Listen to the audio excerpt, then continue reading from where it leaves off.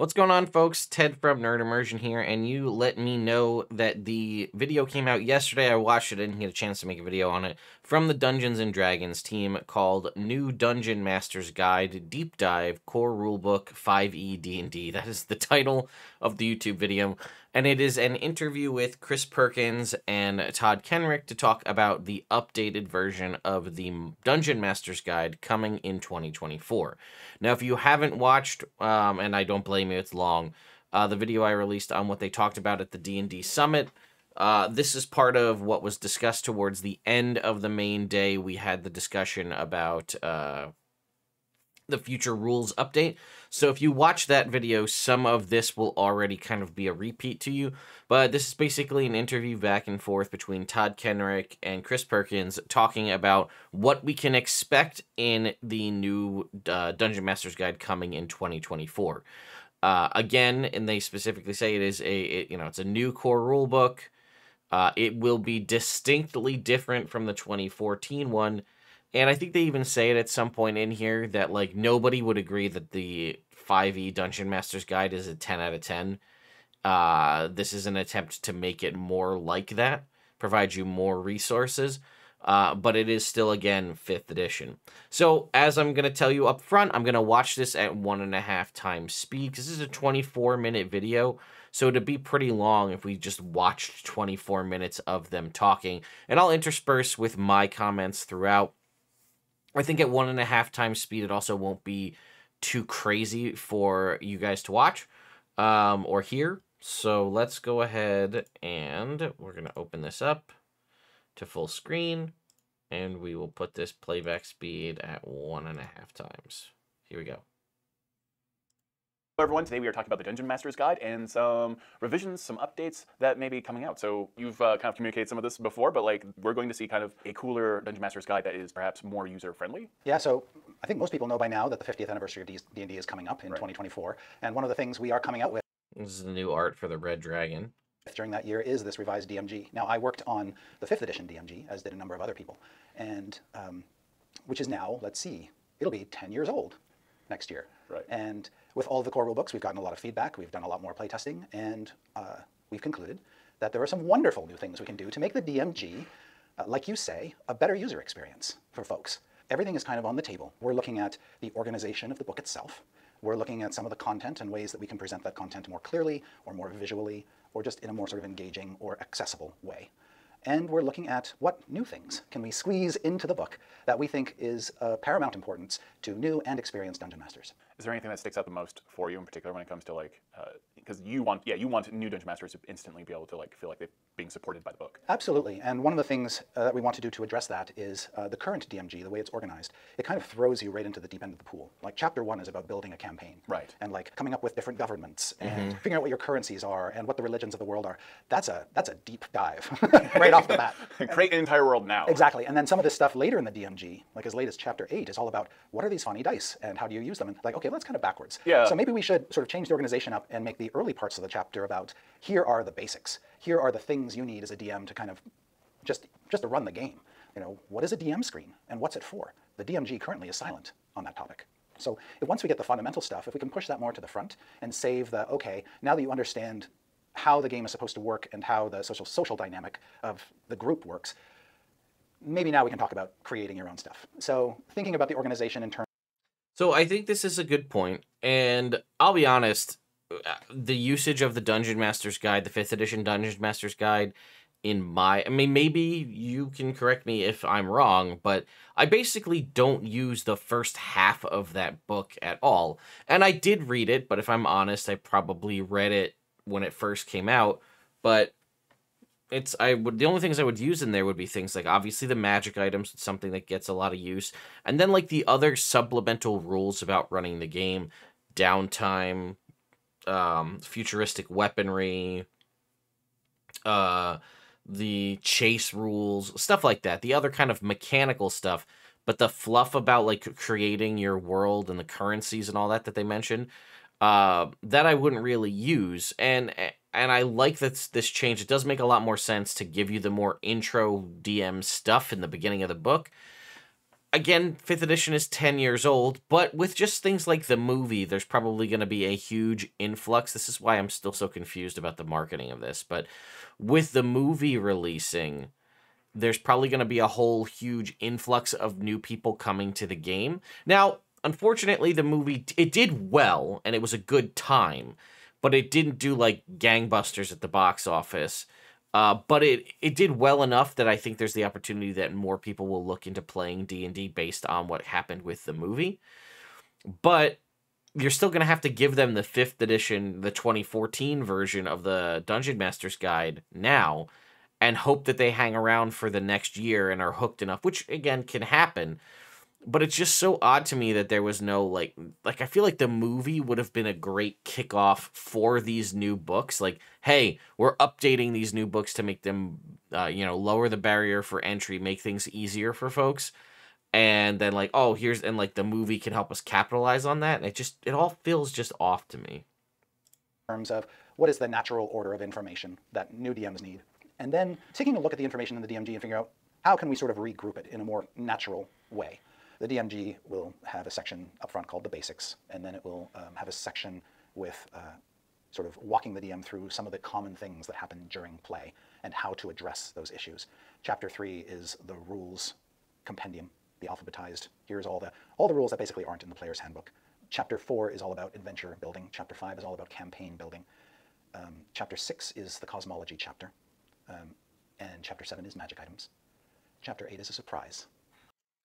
So I like that they're dedicating adventure building and campaign building as whole separate chapters of the book. Now, again, we don't know what constitutes a chapter in this, but I think that that's a good idea, because if people do start running adventures or running pre-written stuff, and then they ultimately decide that they like to jump to homebrewing their own campaign, having that be a dedicated option is good. I also like that they have just a nice section for an alphabetized rules glossary for things not contained in the PHB. That's really useful. And this concept of organization and how they're going about organizing these things, I think, is a really streamlined move. So I'm hoping that the execution comes out as good as it sounds in theory, and I wonder what this Chapter 8 surprise is actually going to be.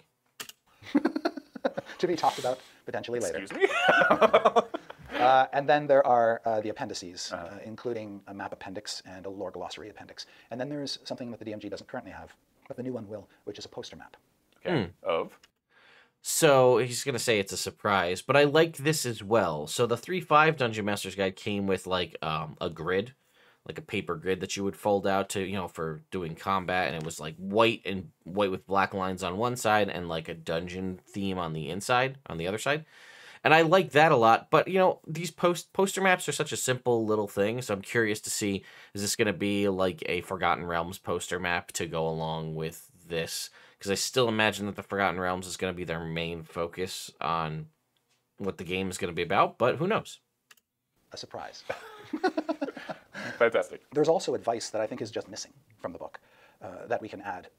We know that DMing has lots of traps. There are things that can happen during a game that you can, as a DM, whether you're a new DM or an experienced DM, can quickly realize, oh, this could get me into trouble, or how am I going to get out of this? You almost feel like you're clawing your way out of a pit sometimes, or dodging, things being flung your way. Yeah. How do you deal with that as a DM? What are some specific, tried and true things that we can tell you that will help you get over these hurdles and climb out of these pits? Because it's all kind of improv, right? Like, Yes. you never know where things are going to go. You can gently guide things, but you ultimately, they may abandon the town that you've designed. They might. How do you sculpt and change the direction of your campaign to allow your players to contribute to the story, while at the same time getting to the plot? Yeah. These are common issues that DMs of all experience levels deal with, and we think we can do a better job of presenting the answers to those riddles. This new DMG is also a chance to continue the evolution that has been happening with 5th edition since the core rulebooks launched. Like, we have released other books, for instance, Tasha's Cauldron of Everything and Zen. I just wanted to touch on that. I do think it's a good idea to have, there are common traps and issues that DMs run into. Again, burnout, players totally destroying your plot by ignoring the whole carefully crafted plot line you designed, things like that. There are common pitfalls that everybody has a story about when somebody did that thing to their game, and possibly having ideas and ways to redirect people and to teach DMs on how to deal with that, I think could be really good. Again, it's very hard to say what this is going to look like when we get the final version, but I'm intrigued. Anathar's Guide to Everything, that have material in them that is actually pretty integral to the game. Right. An example is in Tasha's, there's a section called Session 0 about running the pre-game, as it were, helping your players build their characters, and then helping to create a sort of set the standards of your campaign up front very clearly so that nobody is disappointed, nobody feels uncomfortable. And it would be great if we could absorb that content into the DMG itself. So there are a few choice bits of content from those rules expansions that I want to pull into the core. Is there like any particular feedback that you've heard the most of in like just communicating with people you've met? Mm-hmm. Yeah. So it was brought up at the summit, and it's in my other video. But yeah, they said that safety tools and Session 0 rules will be included in both. There's parts, maybe you need both, but like there'll be some in the player's handbook and some in the Dungeon Master's Guide. And I like that they are kind of cherry picking stuff, because I think ultimately we're going to start, like, even though it's supposed to be backwards compatible and we know the core rulebooks are going to be unique, they're probably going to cherry pick what they want from like Xanathar's Guide and Tasha's Cauldron, put them in these books. And then they did commit to say that like any kind of leftover bits would get retooled into a new book in the future. I'd say the feedback that I often get about the DMG specifically is, oh, I didn't know that was in there. Right. I've heard that a few times. Or, I know it's in there, but I have trouble finding it. Yeah. And that just points to how the book is structured. And then the other point is, of course, I want to find information on how to deal with a specific issue, and it doesn't appear that the DMG covers it. Right. There are other things that we're addressing based on feedback. Like we know that there aren't a lot of common magic items in the magic items chapter of the DMG, so we're going to absorb the common magic items from the Xanathar's Guide to Everything book. And add a few more items as well that fill what we believe are sort of gaps or holes. The DMG is a great resource for anyone who wants to create their own campaign, their own world, and giving them that structure, because I think that's every Dungeon Master's instinct at some level. Like, we do have a lot of great campaign settings, but like to have that ability to like, because like you said, it's very daunting, and how it's structured now, it's like create an entire universe and a monetary system and, you know, lawyers. Like, that's a lot. Like, is that really the most important thing you should think about first? I'm Because not sure it is. you're probably going to do it as you go. Right, yes, Like, yes. And there is some great advice in the DMG about a number of topics about how to launch a campaign, but oftentimes it's sort of couched or buried in parts of the book where it may not be intuitive to you. And then there are things which are invaluable to DMs, but are also kind of locked away. Like if I told you, oh, there are firearms rules in the DMG, right. You probably know that. Not all DMs do. Yeah. And those who know it probably don't know which part of the DMG it's in. Is it in, you know, chapter 1, chapter 5, chapter 8, front, back, you know, whatever. Finding the information, putting it in places where it's more easily found is key. So one of the cool things we're doing with the new DMG is all of those kind of stray bits are now being collected into a rules cyclopedia within the book and alphabetized. So if you want firearms, go to the F section of the rules cyclopedia. Easy to find. Huge. I'm a big fan of this. Indexes, glossaries, these kind of appendices are really useful, because if you're using a digital tool set, right, it may not be a problem. You can just type it into your digital tool set and just pull it up. But if you're using a physical book at a table, being able to easily flip to it. And honestly, sometimes if you're more of a visual learner, remembering where things are within the book may help you remember the rules at the table. And I just like having physical books with me at the table. Plus, if I'm going to read it ahead of time, I also feel like I absorb things better when I read them on like a physical book than I do when I read them on the computer. So I think even if it's just structured better when I'm reading it, I think I'll definitely be able to retain things a little bit better. And again, like I said, if somebody's casually picking up a DMG for the first time, this new version with the better organization sounds like it'll be just better overall, which is good. Again, unfortunately, it doesn't come out until 2024. But yeah, we were just kind of talking about, like, that's why I had started making a series covering various things that people didn't even know were in the DMG, like the chase rules, the potion miscability table, the fact that magic items, like just picking up something that's a magic item, your character pretty much can tell that it's magic just by touching it. They don't actually have to identify it. There's a lot of little nuancy rules like that can get easily lost in the DMG if you don't know where to look. Is there other content that is going to make it very easy for players to transition into being dungeon masters who have very, very little experience? Because we need more dungeon masters. Yes. Rather desperately. Absolutely. A couple things we're planning to do is do more show, not tell, in the DMG. And by that I mean, we're going to give you specific examples of the types of things that we're talking to you about. A specific campaign, for instance. The DMG will now contain one that you can basically just either copy and emulate, or just pick up and use and make your own. In addition, we're reworking the Adventures chapter to help DMs really create their own adventures by giving them examples of adventure content. And this is not like published adventures like our big books. This is a new approach to, okay, DMs, how much information do you actually have to create and prepare for yourselves to run your own adventure? Once we tell you that, we'll give you some examples. Yeah. Some This, I think, is also going to potentially be invaluable, right? Rules to create your own campaigns and adventures, but with examples to show you what they're talking about. Again, we'll have to wait and see when it eventually comes out, but this all sounds pretty promising. Short, wonderful examples of adventures that were made very, very quickly with minimal prep that give you a whole evening or session of play. Another cool thing that we're doing, and this is feedback that we received as well, is a lot of DMs don't know that much about sort of the vast history of the game. Maybe because they've only been DMing for a year or 5 years. They don't know who some of our historical characters and locations are. They might hear bandied around the Temple of Elemental Evil or Zagatmoy, but they don't really know who these places and characters are. So one of the things we want to include in the new DMG is a lore glossary, where we define, in alphabetical order, all of the sort of key movers and shakers and historically significant locations that keep cropping up in our printed products that we just sort of mention offhandedly. Demogorgon, Orcus, Waterdeep, and have these things basically in one central location. So if a DM doesn't know what it is, they can go to this one place and find out at least a little nugget of information. Just in your experience, because you've been dungeon mastering for some time, but like you've done like live play shows, you've taught a lot of people how to dungeon master. You've had to listen to people's anxieties. I'm one of them. Like, what are some like the learnings that you've gotten from all of that over time? Because we've had like people that we work with, we've had friends that started dungeon mastering. You've kind of witnessed this process over and over again. What do you think are some of the first things that a dungeon master tends to be nervous about and learns? I think that one of the first things is it is now increasingly common that DMs learn by watching other DMs on YouTube or Twitch or whatever. They watch Critical Role, blah, blah, blah, blah. And all these shows, there are so many DMs out there doing their thing that I think a lot of DMs think, I can do that, but I'm not sure I can do it as well. Right. So one of the things that I'd want to address in the DMG is that every DM is unique. Every DM has their own style. And embrace that. And your style will change and morph depending on the group you're with. Because Dungeons & Dragons is a social game, so there's an alchemy that happens at the table. Not all groups are the same. Right. And if you're a dungeon master, you've got your own ideas, but you're bringing them to a group of players, and they're going to bring their own ideas and their own characters, and then it's going to become a unique thing, and embrace that uniqueness.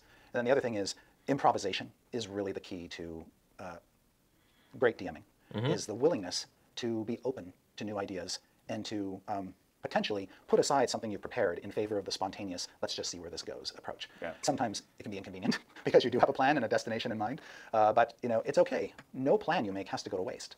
Anything you've prepared, even if they go off on a tangent, if you're patient, you'll find a way to get that content back into the game, or they will gradually steer themselves, or you will steer them back toward what you had in mind earlier. And I think making DMs aware that their uniqueness is important, that their experience will change depending on the group they're running for, and that change is also important, are key. How do you express to anyone who is like watching this video or any video how fun dungeon mastering is? Because I did mention like there's anxiety, you get nervous, I get nervous every time. Of course. But it's so worth it. Why is it so worth it to you? Because you come back every time. Yeah. You always come back to. I always come back to it. It pulls me back in. There are many things about dungeon mastering. One is there's the power of storytelling. Yeah. There's something about telling a story that is compelling. And we all have stories in us trying to get out. And so that's gratifying. The other gratifying thing is when you're at the table, there is a magic to D&D storytelling that's different from all kinds of storytelling because you can get hit with stuff out of left field. You've got dice helping you to determine things randomly, so nothing can be assured. That spontaneous eruption of randomness is energizing. People get excited around the table when somebody rolls a 20 or when somebody rolls a 1, and what that means. People get excited when, or as a DM, I get excited when a player does something completely unexpected or tries something that in my mind I hadn't anticipated was even possible. And it's like, oh, you're going to use that spell in this situation, or you're going to do that thing. Interesting, that it gets the blood pumping and it gets the neurons firing. And at the end of the session, whether you've ended on a cliffhanger or you've come to just a naturally satisfying resolution, or even if everybody's died, there's kind of like an energy at the table, an excitement that is different from other forms of entertainment, and you feel it. You either feel excited about coming back for the next session because there's a whole bunch of unresolved issues, or you're just feeding off the players' emotions. They're either excited themselves or energized for the possibilities for their characters in the future, or they're just chattering about ideas. One of my favorite things at the table is just to listen to players talk. And one of the great gifts of the best DMs I've ever met is just their ability to open their ears, keep their mouth shut, and just listen to the players talk, because you'd be surprised how many ideas and how much fun and energy comes out of just listening to the players do their thing. I also just want to take a second to just, it's interesting to hear Chris Perkins' take on this. We know he's been working for the D&D team for a long time. He's been DMing for a long time. And it's still interesting to see how energized he is at just talking about the game and, seeing what different people have to say. And just little tidbits you can pick up here and there from just like listening to what's going on at the table, listening to the players. And it never comes off, at least it hasn't to me come off as he's like phoning it in. It does seem to me that he is truly passionate about the game that he works for, which is nice to see.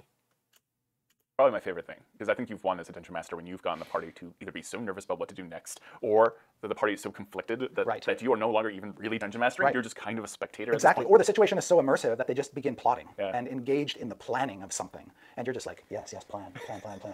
I've got my plans behind the screen, but I want to hear your plans. And let's see how your plans interact with my plans. You know, it's super exciting. And I think that's the draw.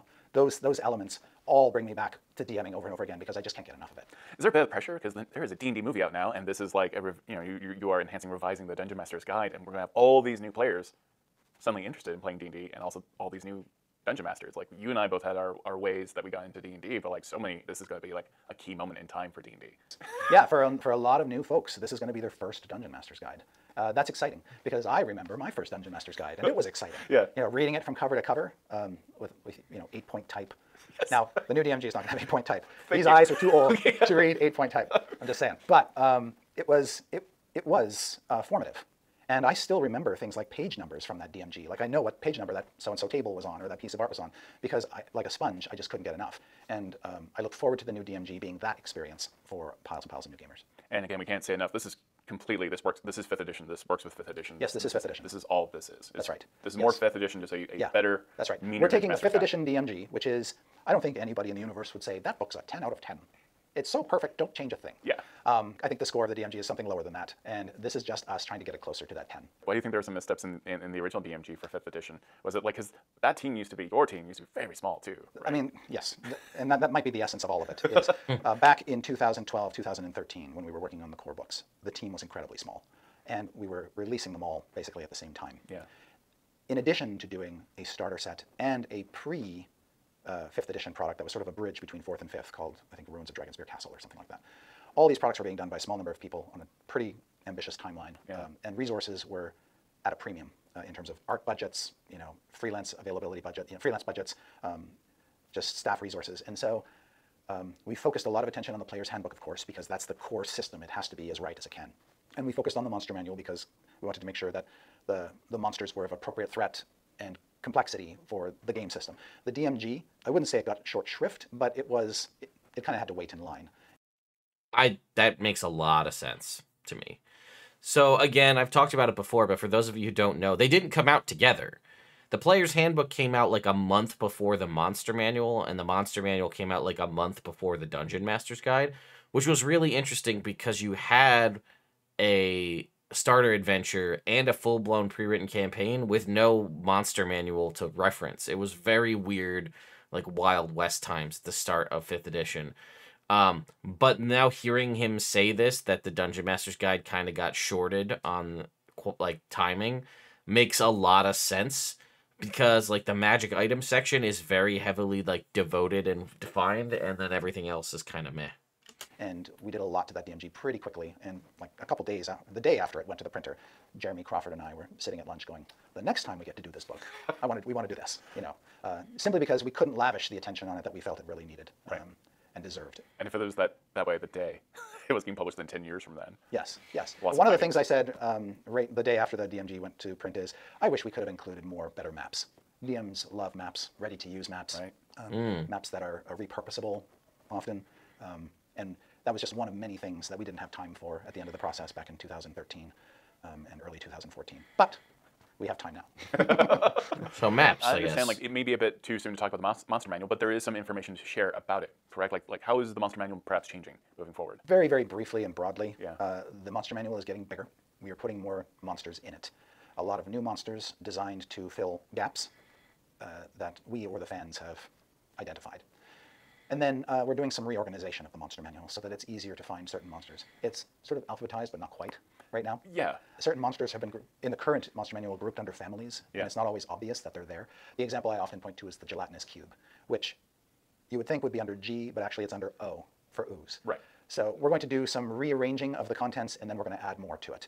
And then we're going to do to the monsters themselves some of the things that you've already seen us been doing in some of our more recent monster books, in terms of making the monsters easier to use, easier to play, more fun at the table, and keeping their CRs as they are, but doing some things to the numbers just to make sure they're all hitting their CR. Right. So we're not changing any of the CRs, you know, No. for like what that difficulty is. It's just No. making sure that the difficulty matches. Right. Because otherwise, this is compatibility. exactly. Yeah. This is a 5th edition monster manual. Yeah. We're doing, and it has to be compatible with all of our 5th edition adventures. So if you start messing with the challenge ratings of monsters, Oh, I suddenly never you're thought knocking all about of our that. adventures out of whack. Right. Whereas this, That's interesting. So I never really put that together, why they wouldn't adjust the challenge rating on these things. Like if something's a challenge rating 4 and it's ridiculously deadly, or it's a challenge rating 4 and it's completely weak, the reason they kept it at a challenge rating 4 and are either just bumping up the power level to make it equal to what a challenge rating 4 should be, or lowering the power level to make it more in line with what a challenge rating 4 should be, is because this thing needs to be completely backwards compatible with everything 5th edition. So if you're looking to throw a monster at a party of level 4, you could say, oh, okay, well, I could use a CR4 monster, and now you know that it's tuned correctly. I never actually made the connection. That's why they're not shifting CRs. They're just changing things in the stat blocks. is like a nice realignment. Yes, yes. I'm excited. But we know, for instance, there are some high-level, high CR monsters that are actually, in terms of their math, scoring below their CR, so we're going to make them a little bit more. So bigger, tougher monsters. Bigger, tougher monsters, yes. It's not very player-friendly of you. And we also know that, particularly at the higher CRs, there are lots of gaps. We don't have a lot of representation of monsters at those higher CRs, and so a lot of the new monsters we're adding is to fill that in a little bit more. And that's something I think a lot of people are looking for, is like higher level play, and having that opportunity to like have monsters at like higher level adventures and Yes, stuff like that. yes, and have that higher level play experience not be measurably harder than the lower level play experience. Does that mean we're going to have decently balanced things for level 10 plus? Yeah, we're talking about a lot of new monsters, a lot of new art as well, I got the impression. Oh yes, across all of the core books, in the 2024 versions of the core rulebooks, we are doing some new art. And so, can't say more than that at this point in time, but all 3 books are getting an art lift, pile of new art coming. And we don't know exactly how many monsters are going to be in the monster manual, but it is, I believe, significantly more than what we currently have. Yeah, yeah, exact number TBD, Right. but more. It's a hefty tome. It is a hefty They said 500 at the Content Creator Summit. tome. It might be the biggest monster manual ever. They did say it was the biggest monster manual ever at the summit. So take that with a grain of salt. But there you go, folks. That is the sort of the D&D video talking about the Dungeon Master's Guide. A little bit more insight than we got very high-level stuff at the Content Creator Summit. And again, I covered that in my other video. But it's just, I think the biggest issue I have with all of this is just the naming. Right, so we're going to have this very much like, oh, the 5e Player's Handbook. You talking about 2014 or 2024? So I don't know if we'll be able to get to the point where we can just be like, hey, we'll call it 5.5 and just move on. Or we'll come up with some, 5e revised 5e, 5R. I don't know. Something, right? Some version of that so that people know what we're talking about. We call it the 5R Monster Manual. So it's the 5e revived. I don't know. That's my biggest pet peeve, is just trying to figure out the naming. Because I hate that when, I said it before, but I hate when a movie does that, right? When you have a movie and they release the movie, they reboot it or they something later on, and they keep the exact same title. So now you need to identify the movie by its year of release, as opposed to just calling it by name or adding something extra to it to separate it out. But anyway, let me know your thoughts and opinions on this in the comments down below. And I'll see you all next time.